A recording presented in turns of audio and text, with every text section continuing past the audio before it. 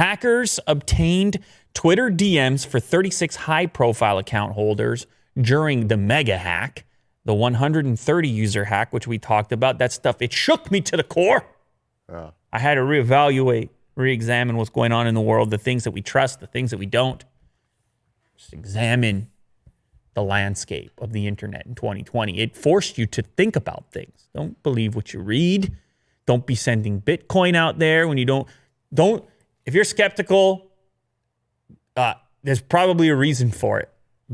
Be skeptical. It's okay. This is the internet. Were you nervous at all? Like for my account? Mm-hmm. By the time I was catching up to the news, it was already in the stage that all of the verified accounts were locked down. Yeah. So you couldn't tweet. I couldn't tweet, so I figured they had it under control, so I wasn't that nervous. Oh, okay. However, I mean, what are they going to get from me? I don't know. You know what's interesting here is everyone started to think about the DMs, and everyone started to think about blackmail, potential for blackmail. But then there was the counter argument, which was Twitter DMs are not encrypted. Are these powerful people really going to be talking about the high profile, the key stuff in their DMs? Yeah. Who knows? They could find something incriminating. Maybe, I don't know, maybe in their personal life, they just were using the DMs. They got, I don't know. It's quite possible. But it turns out of all the 130 accounts, for some reason, only 36 high profile accounts of the bunch had their DMs accessed, which I didn't even think was possible because it looked to me, or at least what they shared, was that it was this dashboard. And then we had the piece of the report as well that they didn't even recommend or require people to change their passwords. So the passwords weren't exposed. That was from Twitter's own support account where they were sharing the details. But I guess the dashboard, along with the ability to tweet things out, must have had certain access to the DMs. Or at least there was enough power within those dashboards to somehow provide an avenue for these individuals to get into the DMs, because that's what they're saying now.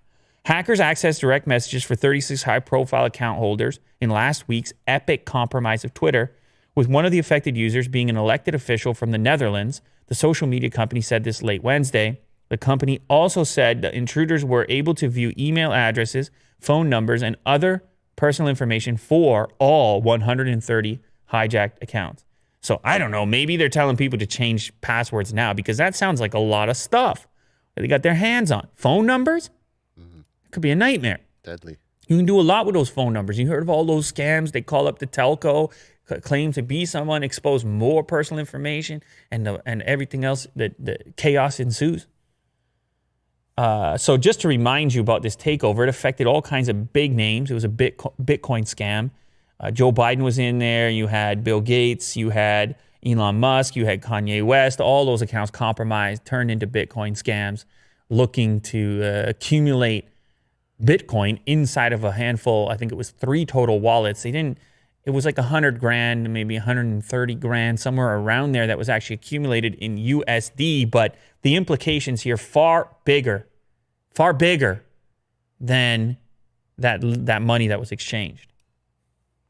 In previous updates over the past week, Twitter has provided additional details, including hackers likely tried to sell access to the hijacked Twitter accounts with highly coveted usernames. We talked about this. I think it was also Ars Technica, or was it TechCrunch, that was where we were discovering that in the early stages of the hack, whatever the exploit was, the initial phase was trying to sell the handles, addresses for some coveted names that were kind of underutilized. Right. And that was happening inside of certain hacker communities or certain forums. They were going for like the 1-letter. Yeah, handles. well, the example here is @6. Yes. Was one of the accounts.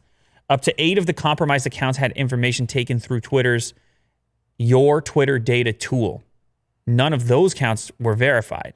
Attackers tweeted from 45 verified accounts, which included, Jeff Bezos, Barack Obama, Apple's official account, and they don't even tweet. That was a huge one. The company is now working with the FBI to figure out exactly what the heck was going on, as you would. And I don't know if it's optional. I feel like the FBI is there. They see some of those names. Yeah. They make a move. They hop on a plane. I don't know what they do. but they see some of those names and they realize the potential impact and they got to figure it out.